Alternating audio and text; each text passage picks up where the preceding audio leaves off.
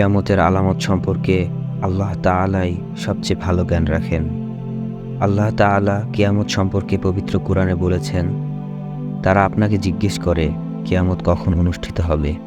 আপনি বলে দিন, এই খবর তো আমার পালনকর্তার কাছে আছে। তাছাড়া কিয়ামতের পূর্বে নির্দিষ্ট কিছু আলামত দেখে বোঝা যাবে কিয়ামত আমাদের খুবই সন্নিকটে। যেমন পশ্চিম আকাশে সূর্যোদয়, ইমাম মাহদী আলাইহিস সালামের আত্মপ্রকাশ, দাজ্জালের আত্মপ্রকাশ, হযরত ঈসা আলাইহিস সালামের চতুর্থ আসমান থেকে অবতরণ। এছাড়া ইয়াজুজ মাজুজের বহিঃপ্রকাশ, দাব্বাতুল আরদের বহিঃপ্রকাশ, আদম গহ্বর থেকে অগ্নিকুণ্ড বের হওয়া, এগুলো সংঘটিত হওয়ার পরই কিয়ামত আরম্ভ হয়ে যাবে। প্রথম কিয়ামতের আলামত হলো মাহদী আলাইহিস সালামের আত্মপ্রকাশ, যিনি এমন এক খলিফা হবেন এবং পৃথিবীর সব মানুষকে ইসলামের অধীনে এনে ইসলামের বিজয় পতাকা উত্তোলন করবেন। দ্বিতীয়ত দাজ্জালের বহিঃপ্রকাশ, এটা তখন ঈমানদার ব্যক্তিদের জন্য এক চরম পরীক্ষা হবে। তৃতীয়ত হযরত ঈসা আলাইহিস সালামের চতুর্থ আসমান থেকে অবতরণ, যিনি মাহদী আলাইহিস সালামকে সাহায্য করবেন এবং দাজ্জালকে হত্যা করার জন্য অবতরণ করবেন। চতুর্থ ইয়াজুজ মাজুজের বহিঃপ্রকাশ, এ সময় যুদ্ধের বিধান বাতিল হয়ে যাবে, কেননা মুমিনরা ইয়াজুজ মাজুজের সঙ্গে যুদ্ধ করতে অক্ষম হবে। পঞ্চমত দাব্বাতুল আরদের বহিঃপ্রকাশ, ষষ্ঠ ইয়েমেন থেকে একটি আগুন বের হয়ে যা মানুষকে হাসরের ময়দানে একত্রিত করবে। সপ্তম আলামত হলো পশ্চিম আকাশ থেকে সূর্যোদয়, এ সময় তওবার সুযোগ বন্ধ হয়ে যাবে। এছাড়াও ওই সময় তিনটি ভূমিধস সংঘটিত হবে, একটি পৃথিবীর পূর্ব দিগন্তে, দ্বিতীয়টি পশ্চিম দিগন্তে ও তৃতীয়টি আরব উপদ্বীপে। মুহাম্মদ সাল্লাল্লাহু আলাইহি সাল্লাম আরও বলেন, হাদিস শরীফে কিয়ামতের ছোট ছোট বহু আলামতের কথা বর্ণনা করা হয়েছে। যেমন হযরত আনাস রাদিয়াল্লাহু আনহু থেকে বর্ণিত, তিনি বলেন, রাসূল পাক সাল্লাল্লাহু আলাইহি সাল্লামকে বলতে শুনেছি, কিয়ামতের নিদর্শনবলীর কতগুলো হচ্ছে, আলেমদের ইন্তেকালের পর দুনিয়া থেকে ইলম উঠিয়ে নেওয়া হবে, মূর্খতা, ব্যভিচার ও মদ্যপান বৃদ্ধি পাবে, পুরুষ লোকের সংখ্যা কমে যাবে, স্ত্রী লোকের সংখ্যা বৃদ্ধি পাবে, এমনকি 50 জন নারীর ভার বহন করবে একজন পুরুষ। আবু হুরায়রা রাদিয়াল্লাহু আনহু থেকে বর্ণিত, তিনি বলেন, হযরত রাসূল সাল্লাল্লাহু আলাইহি সাল্লাম একদিন হাদিস বর্ণনা করছিলেন। এমন সময় জৈনক এক বেদুইন আগমন করল। সে বলল, কিয়ামত কখন হবে? তিনি উত্তরে বললেন, যখন আমানতের খেয়ানত করা হবে। বেদুইন জিজ্ঞেস করল, আমানতের খেয়ানত কিভাবে হয়? তিনি বললেন, যখন রাষ্ট্রীয় ও সরকারি দায়িত্ব অনুপযুক্ত লোকের প্রতি অর্পিত করা হবে। ওই সাহাবী থেকে বর্ণিত হযরত রাসূল সাল্লাল্লাহু আলাইহি ওয়াসাল্লাম আরও বলেন, যখন গনিমতের মালকে ব্যক্তিগত সম্পদ রূপে ব্যবহার করা হবে, গচ্ছিত মালকে গনিমতের মাল মনে করা হবে, জাকাত, জরিমানা ধারণা করা হবে, দিনদারির উদ্দেশ্য ব্যতীত অন্য উদ্দেশ্য হাসিল করা হবে, পুরুষ তার স্ত্রীকে আনুগত্য করবে এবং মায়ের সঙ্গে নাফরমানি করবে, বন্ধু বান্ধবকে কাছে স্থান দেবে কিন্তু বাবাকে দূরে সরিয়ে রাখবে, মসজিদগুলোতে শোরগোল করা হবে, ফাসেক ব্যক্তি গোত্রীয় সর্দার সাজবে, ক্ষতির ভয়ে মানুষের সম্মান করবে, গায়িকা ও বাদ্যযন্ত্র ব্যাপকভাবে প্রকাশ লাভ করবে, মদ্যপান বেড়ে যাবে।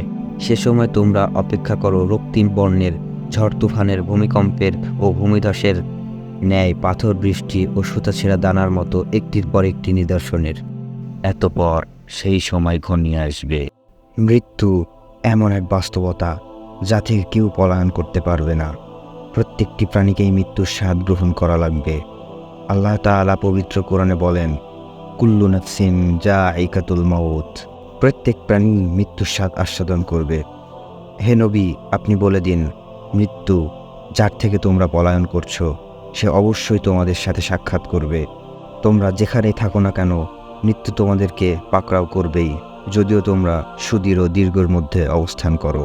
প্রত্যেক জাতিরই মৃত্যুর জন্য একটা নির্ধারিত সময় রয়েছে। যখন সেই নির্ধারিত সময় চলে আসে, তখন তার থেকে এক মুহূর্ত আগপিছ করা হয় না। এই ক্ষণস্থায়ী পৃথিবী যাকে নিয়ে তোমরা স্বপ্ন দেখছো, এই স্বপ্নের পৃথিবীও একদিন ধ্বংস হয়ে যাবে। কিয়ামতের সময় যখন নিকটবর্তী হবে, তখন আল্লাহ সুবহানাহু ওয়া তাআলা নিজের দায়িত্বপ্রাপ্ত ফেরেশতাকে সিংগায় ফুৎকার দেওয়ার আদেশ দিবেন। অতঃপর ফেরেশতা সিংগায় ফুৎকার দেবেন, ফলে এই পৃথিবী পাহাড়সমূহ উত্তোলিত হয়ে চূর্ণ বিচূর্ণ হয়ে যাবে, আকাশ ফেটে টুকরো টুকরো হয়ে যাবে, নক্ষত্রসমূহ ঝরে পড়বে, সূর্য তার কিরণ হারিয়ে ফেলবে, সমুদ্রগুলোকে উত্তোল করে তোলা হবে। সেদিন কিয়ামতের ভূমিকম্প ও কিয়ামতের চক্রেই সবকিছু মৃত্যুবরণ করবে। পবিত্র কোরআনে আল্লাহ তাআলা বলেছেন, হে মানব জাতি, তোমরা তোমাদের প্রতিপালককে ভয় করো।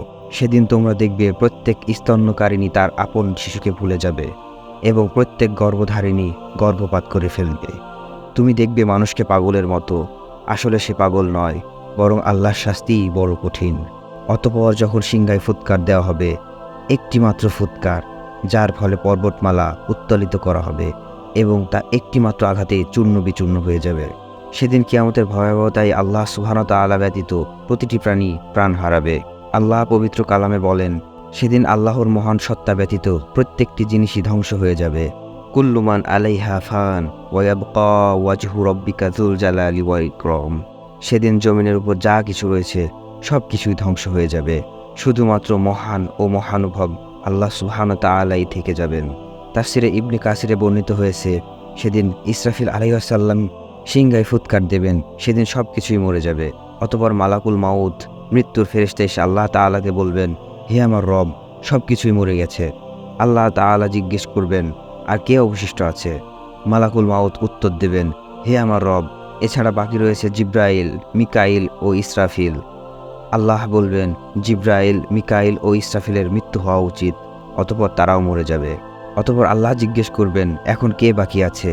তখন মালাকুল মাউত বলবেন, এখন শুধু আমিই বাকি আছি, আর আরশ বহনকারী ফেরেশতা বাকি আছে। আল্লাহ তাআলা বলবেন, আরশ বহনকারী ফেরেশতারও মৃত্যু হওয়া উচিত, তাদেরকেও মরতে হবে। অতঃপর তারাও মরে যাবে। অতঃপর আল্লাহ জিজ্ঞেস করবেন, এখন কে বাকি আছে?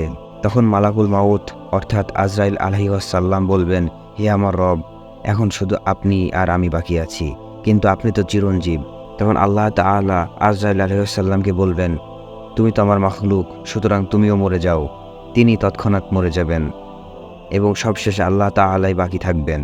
ইবনে ওমর রাদিয়াল্লাহু আনহু হতে বর্ণিত, তিনি বলেন, আমি রাসূল সাল্লাল্লাহু আলাইহি ওয়াসাল্লামকে বলতে শুনেছি, আল্লাহ তাআলা সেদিন আসমান জমিনকে ভাঁজ করে ফেলবেন এবং তা নিজ হাতে গুটিয়ে নেবেন। অতঃপর তিনি 3 বার জিজ্ঞেস করবেন, লিমানিল মুলকুল ইয়াউম, লিমানিল মুলকুল ইয়াউম, লিমানিল মুলকুল ইয়াউম। আজকের রাজত্ব কার? আজকের সার্বভৌমত্ব কার? আজকের আধিপত্য কার? জবাব দেওয়ার মতো কেউ থাকবে না।